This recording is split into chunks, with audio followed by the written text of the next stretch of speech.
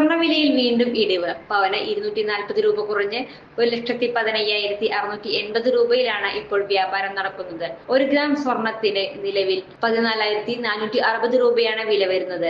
ഇന്നലെ വൈകിട്ടോടെ 1 പവൻ സ്വർണത്തിന് 1,15,920 രൂപയായിരുന്നു വില. ഇന്നലെ രാവിലെ സ്വർണ്ണവില ഉയർന്ന് 1,16,320 രൂപയിൽ എത്തിയതായിരുന്നു. വീണ്ടും ഇടിഞ്ഞാണ് ഇന്നത്തെ വില നിലവാരത്തിൽ എത്തിയിരിക്കുന്നത്.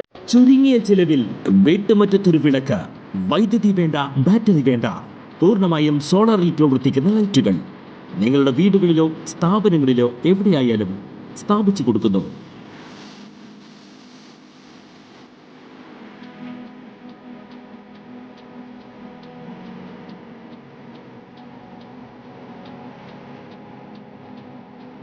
ഹാർഡോൾ സോളാർ ലൈറ്റ്സ്.